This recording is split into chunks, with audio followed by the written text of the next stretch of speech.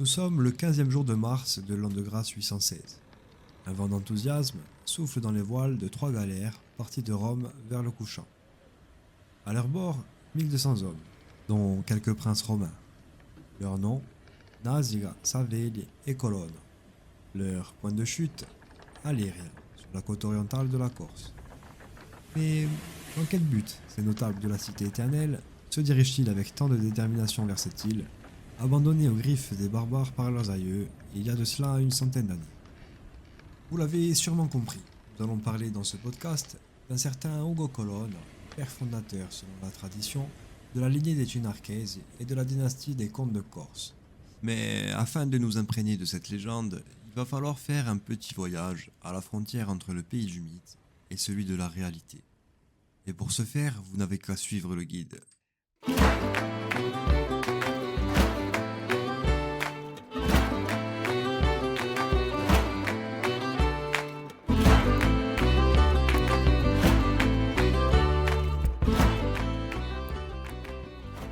Au Moyen Âge, période sur laquelle la documentation historique au sujet de notre terre et de ses héros manque cruellement, il est censé être celui qui a chassé les Sarrasins implantés dans l'île. Sans avoir la prétention de vouloir mettre fin au débat que suscite l'exactitude de son existence, débat qui oppose avec virulence les scientifiques contemporains, nous nous appliquerons à retranscrire dans cette émission ce que les différents historiens, chroniqueurs et autres écrivains nous ont laissé à travers le temps et les écrits. Ugo Colonne n'a jamais existé, selon Roger Caratini. Il n'est qu'un fantoche et son histoire un mauvais roman. Pour Pierre Antonetti, considérablement plus prudent, on aurait tort de faire de Ugo Colonne et de ses fils des personnages fictifs et de toute cette histoire une pure légende. Disons dans ce cas que certains efforts intellectuels doivent être faits. Lorsque nous contemplons la légende, nous pouvons souvent apercevoir quelques bribes de la réalité historique. Et comme les mauvais clichés ont la plupart du temps des origines incontestables, les légendes, elles, puisent leur source dans des vérités intemporelles.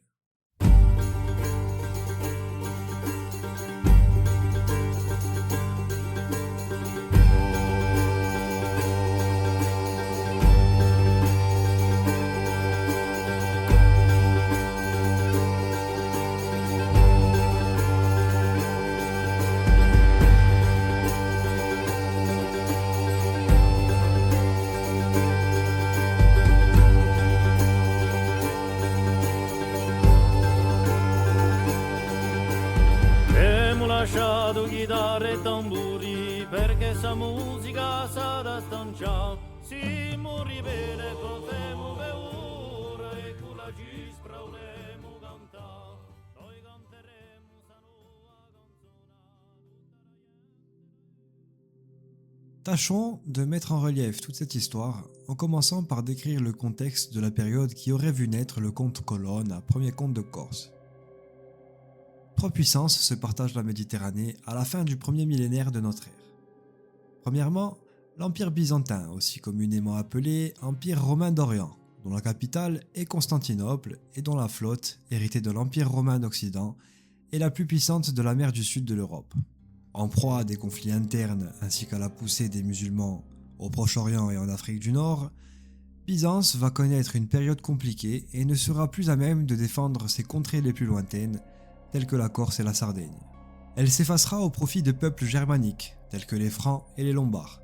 Deuxièmement, l'Empire carolingien, qui naît lors de la victoire de Charles Martel, père de Pépin le Bref, à Poitiers en 732 contre les armées d'Abdul al-Rahman, gouverneur du califat d'Al-Andalus. Il connaîtra son apogée en 814 sous Charlemagne, fils de Pépin. Son territoire s'étendra sur toute l'Europe occidentale, sauf sur la péninsule ibérique qui, elle, est contrôlée par les Arabes, et ira jusqu'au sud de l'Italie. L'Empire se divisera une génération plus tard sous Louis le Pieux, ce qui causera sa perte. Et troisièmement, les Sarrasins, ou Mours, essentiellement des peuples issus de tribus arabes qui, selon le djihad, se donnent pour mission de conquérir le monde connu et d'en convertir les populations afin d'instaurer un califat islamique mondial. En partant de la péninsule arabique au Moyen-Orient, les différents califats progresseront à une allure spectaculaire et occuperont par exemple l'Espagne et le Portugal pendant 781 ans. Les historiens ont toutefois du mal à s'accorder sur l'occupation des Maures dans l'île de Corse. Pendant que certains disent que les populations de l'intérieur, donnant trop de fil à retordre aux envahisseurs nord-africains, ont dissuadé ces derniers de posséder l'île entière, d'autres pensent au contraire que, comme l'Espagne fut arabe pendant 7 siècles avec le royaume d'Al-Andalus, la Corse a elle aussi eu à subir une colonisation de peuplements mauresques.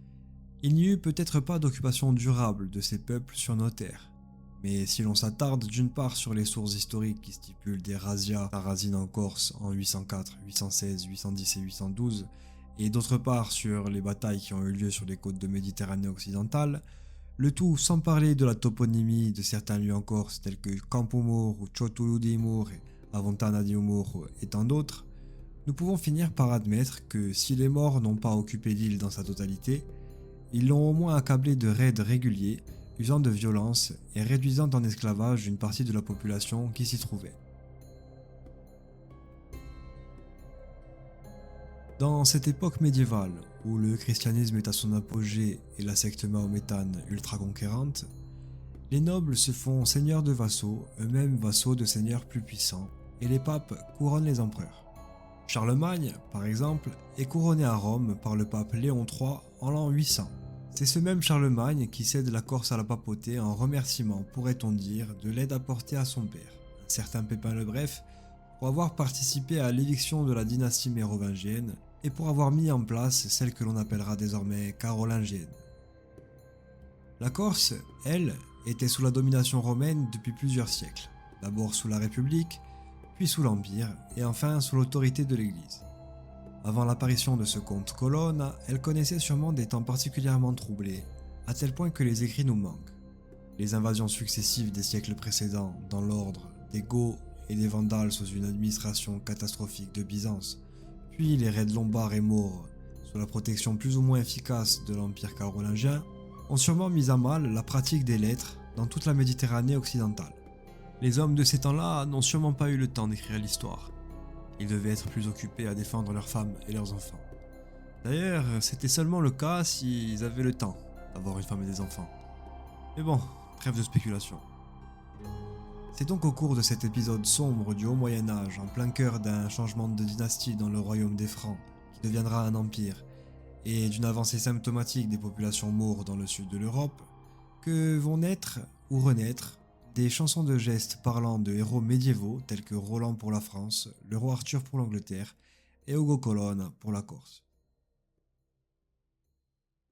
Mais alors, qui était-il, ce fameux Ugo ?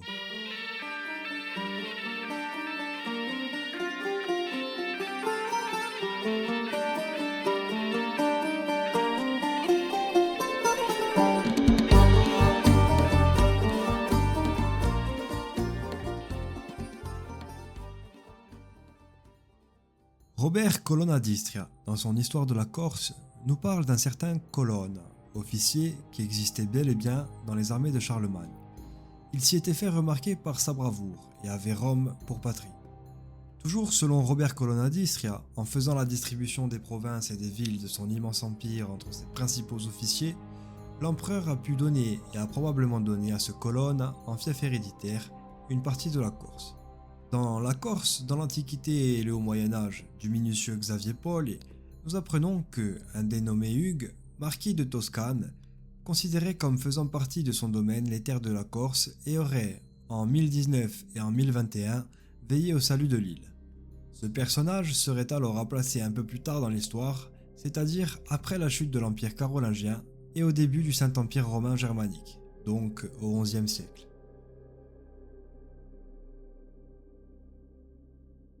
Marquis de Toscane sous le Saint-Empire, lieutenant des armées de Charlemagne, ou peut-être même personnage inventé de toutes pièces, ce que l'on peut dire, c'est qu'il est censé être celui qui extirpa les Sarrasins de Corse.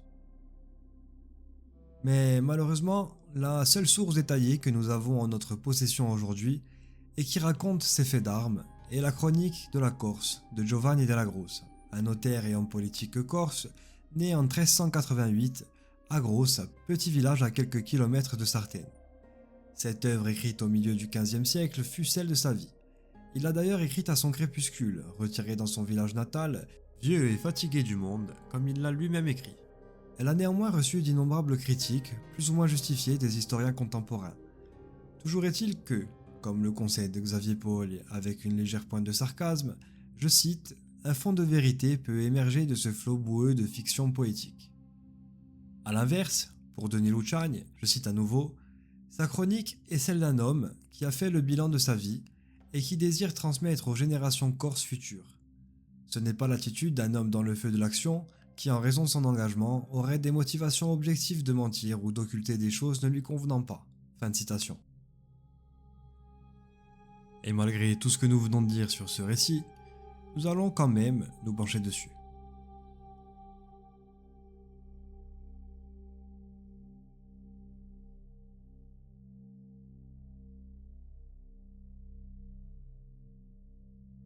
Giovanni della Grossa nous raconte que, quelque temps avant l'apparition du dit Colonna, un certain Ali, disciple de Mahomet, arrive dans l'île accompagné d'un homme à la force surhumaine, un certain Lanzanchisa de nation espagnole. Ils débarquent tous deux à Cordoel, là où se trouve actuellement Calvi, et s'emploient avec finesse à convertir les peuples sur place à l'islam en disant venir en paix et en reconnaissant le Christ comme un vrai prophète et comme le Fils de Dieu. Avec ces belles paroles, il dispose favorablement des gens de l'endroit. Avec le temps et grâce aux prêches qu'on l'autorise à faire, Ali commence à user de plus de vices et à introduire Mahomet dans ses récits en prétendant qu'il est un prophète parmi les autres prophètes. Peu à peu, il donne beaucoup plus d'importance à Mahomet, à tel point qu'il finit par le confondre avec le Christ lui-même. Ces faits étant arrivés aux oreilles de l'évêque d'Aléria, de son nom Calixtus, ce dernier écrit dans la foulée une lettre à Ali en lui demandant de quitter immédiatement l'île. Aux citoyens de Cordoel, par une autre lettre, il intime l'ordre de ne plus écouter les prêches de cet hérétique. Ce fut les citoyens de Balagne eux-mêmes qui insistèrent auprès de l'évêque d'Aléria pour qu'il rencontre le prédicateur et qu'il écoute ce qu'il avait à dire. Si son discours ne plaisait pas aux hommes d'église d'Aléria, Ali promettait de quitter l'île de ce pas. S'ensuivit un long débat, dont sortit vainqueur bien entendu l'évêque corso-romain, qui était un homme de lettres et un chrétien rigoureux. C'est alors qu'Ali oublia ses promesses et commença à adopter un ton agressif en changeant complètement de discours. Il affirma qu'il n'hésiterait pas à prendre les armes, puisque son Dieu lui promettait la victoire. Mauritius Torquatus, un chevalier romain qui assiste à la discussion, prend Ali à partie et lui demande, puisqu'il parle d'armes, s'il y a quelqu'un dans son entourage qui aurait le courage de combattre contre lui en duel afin de mettre fin à la dispute. Selon Giovanni della Grossa, Torquatus était un combattant très expérimenté et de très noble famille. Il était avide d'action et désirait plus que tout combattre pour sa foi. Nous avons ici, dans ses écrits du greffier de la Grosse, les prémices de ce que l'on pourrait trouver dans les chansons de gestes de la même période. L'éternel ennemi sarrasin aux portes de la cité, ici de l'île, qui use de vices et qui soulève les peuples convertis à sa cause. Sans parler du fait que ce fameux Torquatus perdit le duel contre Lanzanchisa, nous pouvons placer avec cette histoire romancée le contexte fictif de l'arrivée d'Ugo Colonna. Replongeons-nous alors dans le récit. Lanzanchisa et Ali, donc, sans se servir d'une quelconque force, se font seigneurs de toute la Corse, convertissant ça et là les populations à la secte mahométane. Lors d'un rassemblement organisé par Ali près de Corté, il fut décidé que Lanzanchisa soit nommé roi de Corse. Lui succéderont ses descendants portant les noms de Musi, Ferrandino, Scalabro et enfin Nugolone. Ici, Giovanni della Grosse affirme que la Corse a été occupée par les Sarrasins, qui convertissaient bon gré mal gré les populations insulaires et cependant le règne de 5 rois autoproclamés. Nous pouvons supposer, sans en tirer de conclusions hâtives, que si c'était effectivement le cas, ce fut l'histoire d'une centaine d'années tout au moins. Pendant ce temps-là, à Rome, le pape Léon III provoque le soulèvement des peuples de la cité en raison de sa décision de remplacer l'Empire oriental par l'Empire des Francs. Les peuples de la cité éternelle sont emmenés par un certain Ugo Colonna, notable romain, accompagné de ses proches Guido Savelli et Amondo Nasica, eux-mêmes chevaliers. Ah, le voilà notre fameux Ugo. Il entre en jeu ici, au moment où Nugolone est roi de Corse, Léon III sur le trône de Saint-Pierre et Charlemagne empereur des Francs. Nous n'allons pas ici essayer de donner de légitimité au personnage en le plaçant dans la chronologie des faits. Nous tâcherons simplement d'écouter ce que Giovanni a à nous raconter. Le pape Léon III meurt, il est remplacé par Étienne IV. Ugo Colonna et ses compagnons lui font toujours la guerre, puisque ses engagements ne changent pas de ceux de son prédécesseur. Mais, redoutant les forces de l'empereur Louis le Pieux, fils de Charlemagne et ultra-protecteur du pontife, Colonne se soumet. Le pape Étienne, lui, pardonnerait aux notables romains à la seule condition qu'ils iraient reconquérir la Corse, une île aux mains des Sarrasins. Le chroniqueur avance donc une deuxième fois que la Corse était sous domination islamique. Le tient-il de sources fiables ou simplement de la tradition orale? On sait que plus tard, l'abbé Lettron le niera coûte que coûte dans son introduction au récit de Giovanni. Et ça se comprend. Quoi de plus honteux pour un homme d'église du XXe siècle que d'admettre des origines arabes au peuple corse, peuple de tradition romaine et catholique. Lisons le texte de Giovanni afin de décrire l'expédition.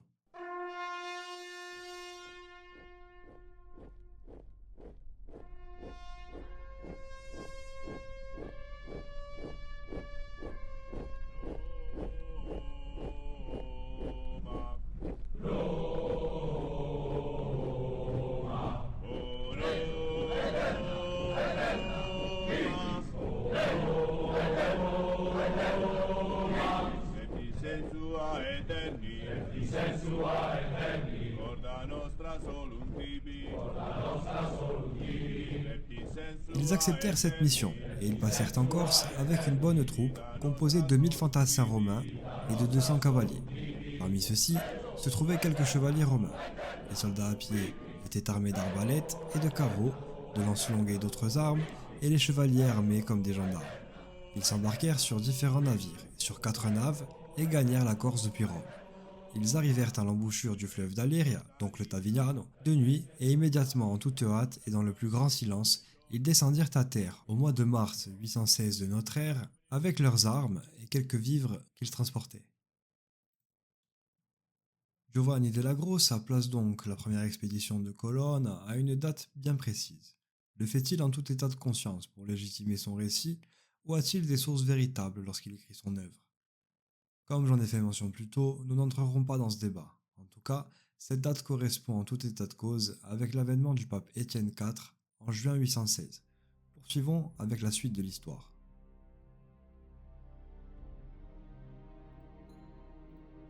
Le comte Ugo fait repartir les navires dans la même nuit pour la terre à ferme afin de ne pas éveiller les soupçons des populations au matin.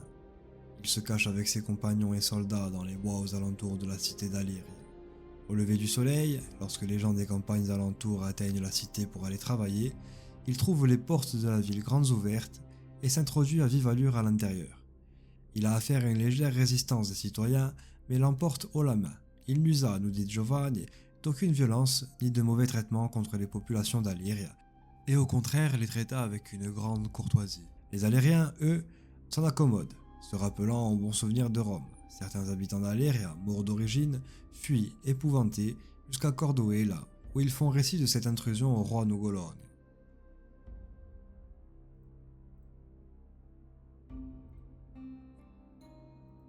Mis au courant de l'arrivée d'Ugo Colonna et de ses troupes, Nugolone s'empresse de rassembler 4000 combattants mours afin d'aller assiéger la cité d'Alyria, occupée par les Romains.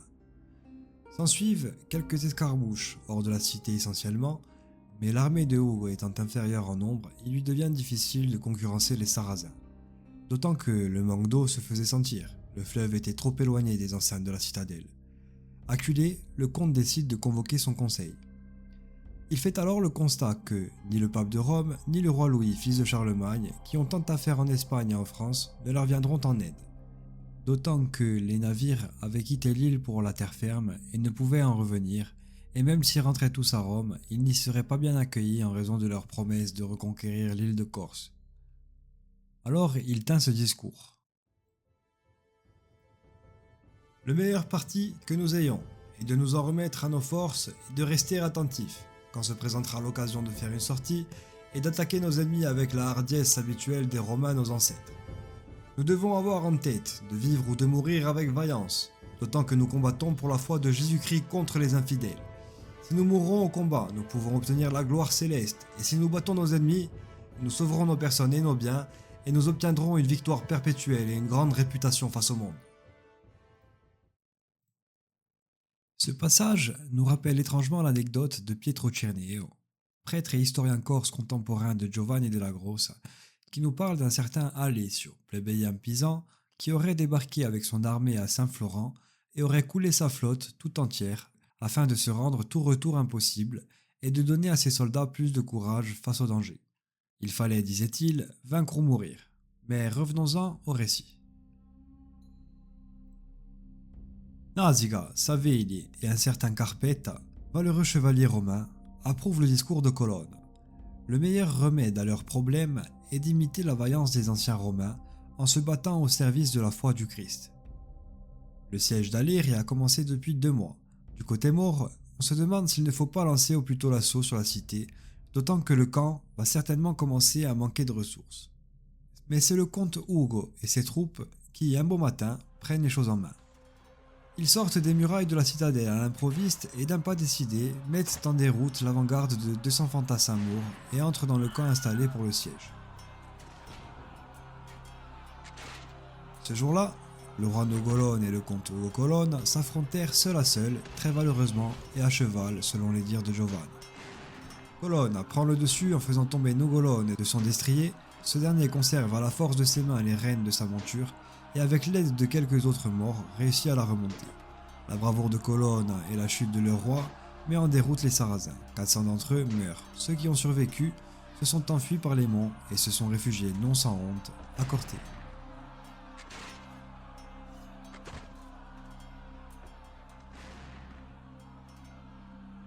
Ugo Colonne et ses troupes viennent donc de remporter leur première bataille, mais c'est sans compter sur la ténacité des Maures. La guerre, elle, n'est pas terminée.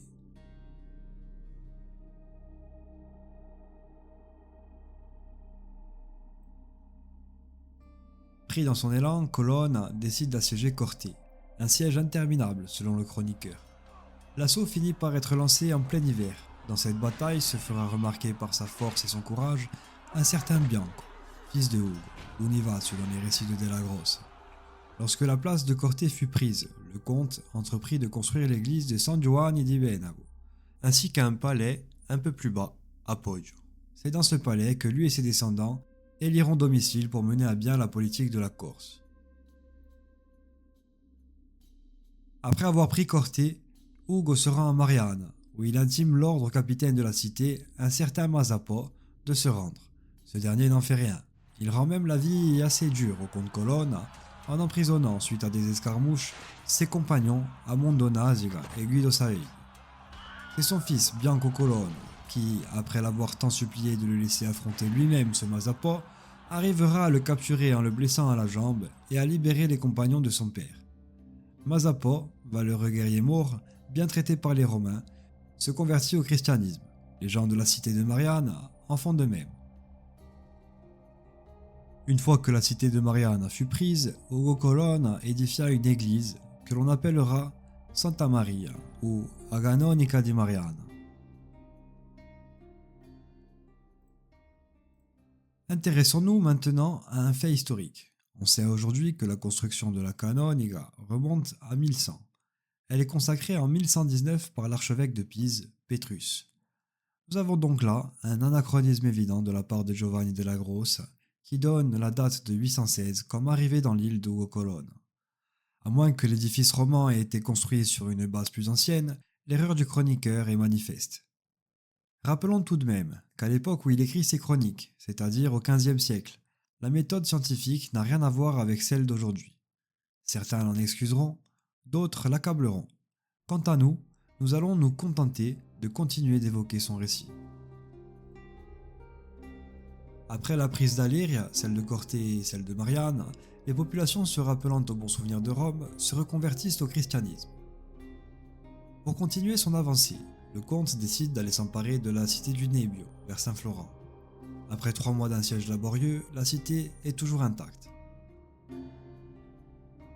C'est alors qu'une aide, précieuse et insoupçonnée, en faveur des Maures arriva. Elle avait été obtenue par une ambassade de quelques lieutenants du roi Nogolone chez les rois de Tunis et de Beaune, en Algérie, qui venaient de signer la paix entre eux. La nouvelle d'une armée de 6500 hommes avec à leur tête le roi Nogolone parvenue à Ugo, il lève de ce pas le siège sans rien laisser derrière lui. Au même moment, à Rome, le pape Étienne IV est décédé et il est remplacé par le pape Pascal Ier. Ce dernier apprend lui aussi la venue des renforts maures et ordonne au comte de Barcelone, qui se trouvait alors par le fruit d'un heureux hasard à sa cour avec des navires et des soldats d'aller porter secours au comte Colonne. Le comte de Barcelone se trouva ravi de cette mission et promit de l'accomplir. Il partit immédiatement.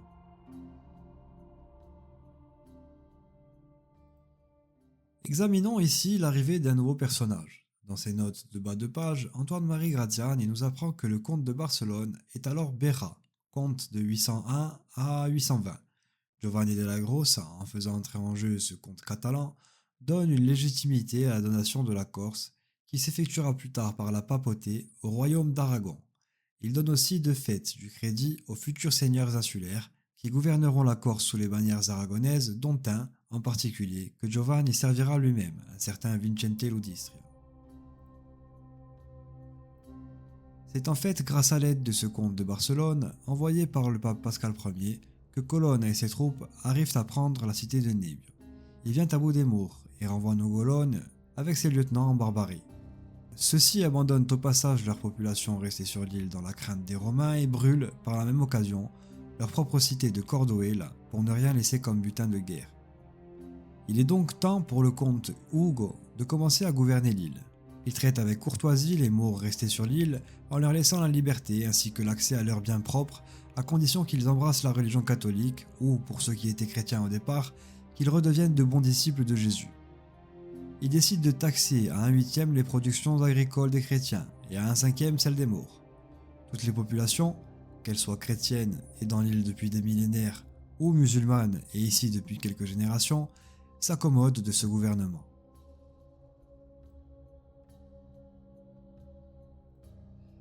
Il renvoie ensuite le comte de Barcelone chez lui avec une partie du butin de guerre comme récompense. Il fait le tour des villages de Corse, nomme ici et là des officiers, pour la plupart romains, et organise le pays. Il conserve à son profit le palais de Venaco qu'il avait fait construire, selon Giovanni, comme siège et cour de toute la Corse. Il y résidera quelque temps lui et tous ses successeurs ensuite. Il donne à Amondo Nasica toute la vallée du Golo, les Amondas qui descendent de celui-ci. Guido Savelli mort, son fils Pino, est fait seigneur de Balagne. Il construit le château de Sant'Antonino. Carpeta mort, son fils Ramondino est fait seigneur de la partie du Taravo, où se trouvera plus tard une certaine seigneurie. Arguto, chevalier romain, est fait seigneur de la vallée de Coro. Il fait construire le château de Tralavento qui se trouve dans le comté de Cinarque, alors que le comte le lui avait formellement proscrit. Ses descendants s'appelleront les Tralaventacci. Orlandino Colonna, petit-fils du comte, est fait seigneur de la piève de Vico. Il construit au-dessus de Vico un château que l'on appellera Agatena, puis un autre dans la piève de Sia que l'on appellera Gineparo. Bianco, son fils, est fait seigneur de Freto jusqu'au Quercio. Freto englobant la région de Portivecchio et Quercio étant un ancien mot qui désigne l'extrême sud de la Corse. Il fait construire le château de Capula vers Lévis ainsi que celui de Bisoudier vers Sartène. Descendent de celui-ci les Biancolacci. Cinarco, son deuxième fils, est fait seigneur de toute la région autour du Liamone, mais surtout d'un château qu'on appellera de Cinarque. Il construit entre autres le château de Gozzi sur la montagne du même nom qui domine Ajaccio. De ce Cinarco descendent les Cinarchesi.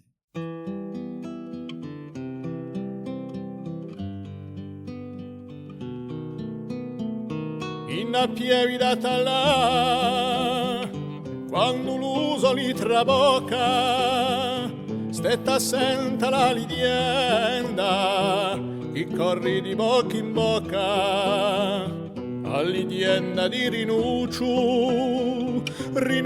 di a casa rocca, in piedi da là, quando l'uso li trabocca.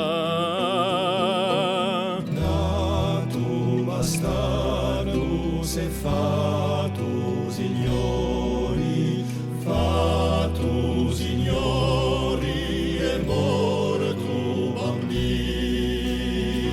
Al trascolum fu par me, che chi buge balestri e chi farai all'inverci me più cavalli lestre, se mai un fu miservo, un ebbi mai maestre, se mai un fu miservo, un ebbi mai maestri.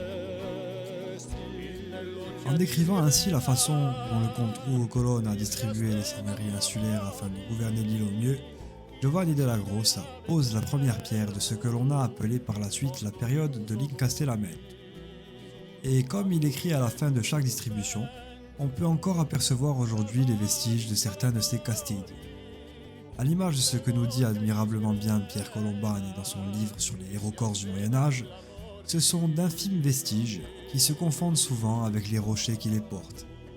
Vestiges modestes certes, mais probablement chargés d'histoire.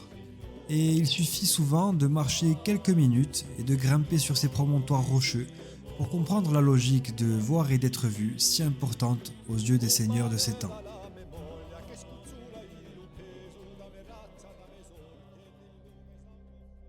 Le greffier de la Grosse continue son récit en affirmant qu'Ugo rentrera ensuite à Rome, lassé de guerroyer, en donnant au passage le titre de comte de Corse à son aîné, Bianco. Il ira saluer le nouveau pape et lui racontera tout ce qu'il a accompli. Il sera alors gracié et pardonné des rébellions qu'il avait propagées dans les états pontificaux plus jeunes. Ses descendants seront ses successeurs comme seigneurs perpétuels de la Corse, mais devront obéissance au Saint-Siège. Il demandera ensuite au pape Pascal Ier l'envoi en Corse de 5 évêques, à Aliria, Marianne, Nebbio, Sagone et Ajaccio. Et il en fut ainsi. Toujours selon Giovanni della Grossa, Ugo Colonna meurt en 834 de maladie dans sa maison de Rome dans le quartier de Colonne. Il est, je cite, enseveli avec de grands honneurs dans la chapelle des Saints Apôtres à la grande douleur de la population romaine et particulièrement du peuple. Après sa mort, ses fils Bianco et Cenarco gouverneront admirablement bien l'île dans les dispositions que leur père avait prises pour eux, mais devront faire face, ensemble, au retour des morts avec Nogolone à leur tête dans une guerre qui durera au total 35 ans. Nous avons peut-être là l'occasion de nous risquer à faire un rapprochement entre le comte Bianco et ce dénommé Boniface II de Toscane, comte de Lucca, et marquis de Toscane dont l'existence est avérée. Le lien entre la Corse et la Toscane n'étant plus approuvé, nous pourrions admettre, sans pour autant l'affirmer, que les époques et les personnages se ressemblent étrangement. Devons-nous voir ici une tentative habile de Giovanni de situer sa fiction dans le temps ou une simple vérité historique ? Difficile à dire. Boniface II était d'origine bavaroise et c'est à lui qu'on devrait la création de Bonifacio et de sa marine. Il est envoyé comme lieutenant par Louis le Pieux, fils de Charlemagne, pour stopper le flot continuel de raids barbares. Il ira même jusqu'en Afrique les pourchasser et fortifiera les falaises de Bonifacio d'un castillo. Selon Xavier Paul, il est resté l'unique témoin des efforts tentés par les Francs pour la défense de la Corse contre les Arabes. Après Ugo et Bianco, Orlandino Colonna est fait comte. Lui succéderont Ridolfo Colonna et Guido Colonna. Cette dynastie durera 84 ans. Guido, lui, aura 2 fils, Bianco, dont les descendants sont les Biancolacci, et un certain Arrigo, qui sera plus tard surnommé Il Bel Messiere. C'est donc ainsi que Giovanni termine le récit d'Ugo Colonna, valeureux premier comte de Corse qui, aidé par ses compagnons et ses fils, mit en déroute les armées sarrasines.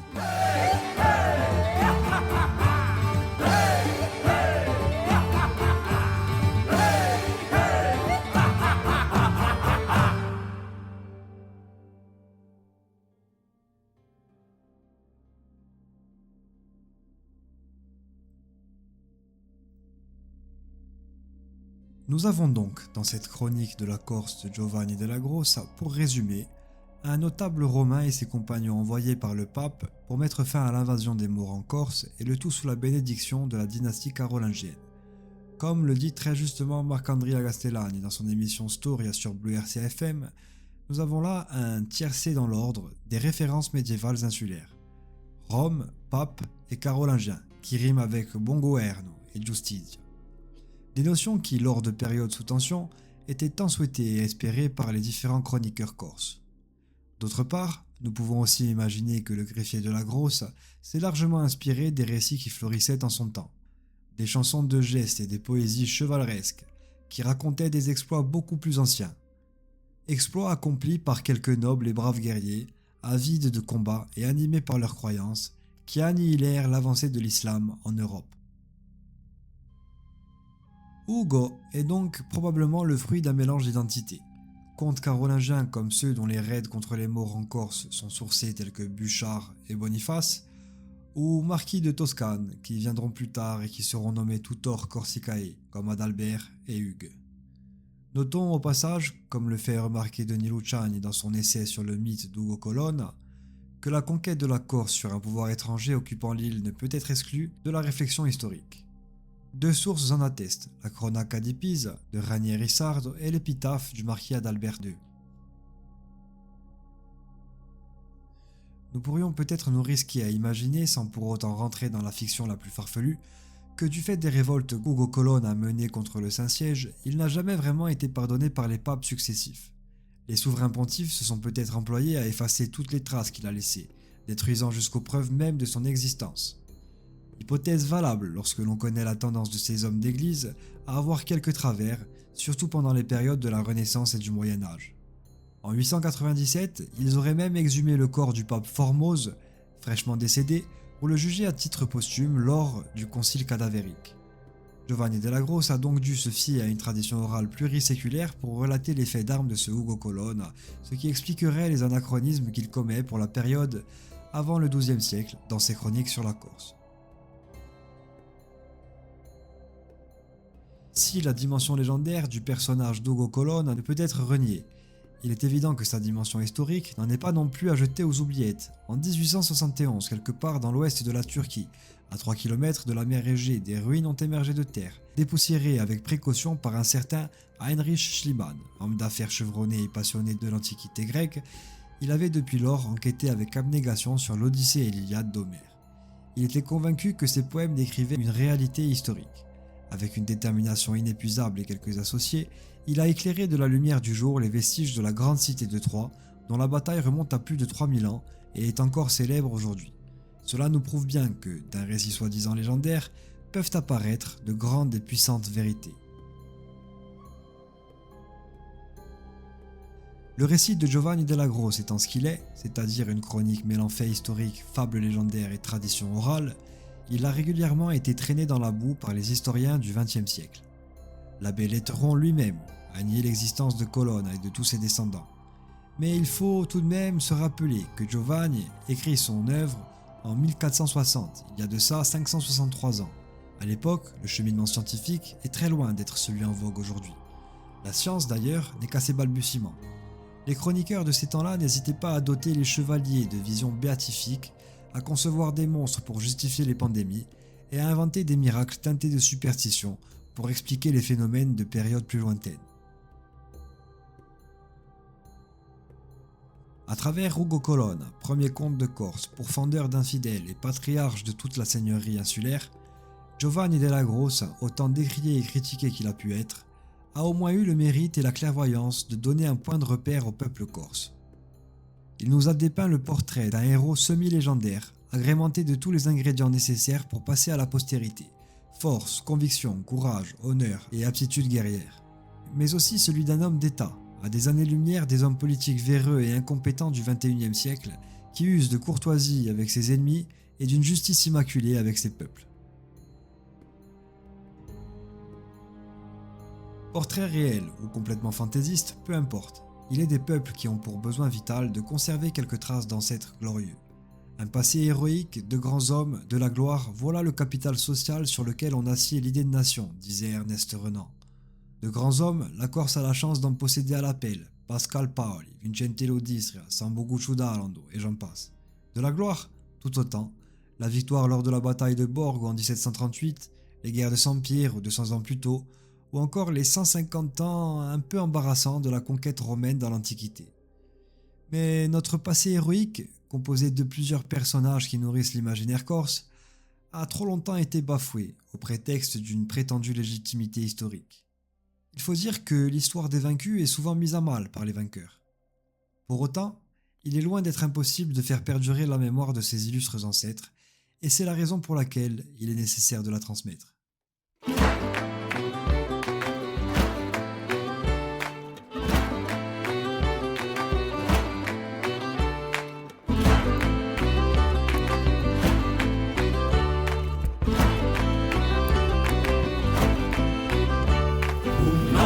Barzone, po' di vetro intorno, il lugudio, il loro me d'occhia la prigiò, stracci una vita appesi a un scolmo, l'inferno ha un nome, Alabagamaio. Dio mi fece veti e ci visi un arnese, a chiammarista della in ramma d'unità, alla cinarca antica contro genuese, un scopo di Astoria ferma d'ambintà. Mi forse duran fama, forse a varula, o Corsica Maderna, un abbraccio mi fu, surgene ara inchidata la Cabula, tutti i monti signori d'amor di so virtù. Meloria maladetta sconfitte malora, di Genova infame un lago sa città, tua complicità di fili traditori, per Bea sola via fu Pisa Megida, il nome sinugillo giudice di Ginarca, a Corsica di Lomi si mi chiamarà, o nemico di Nantu, o nemico di sbarca, e l'ombra e a me spada bastava a fatrimar.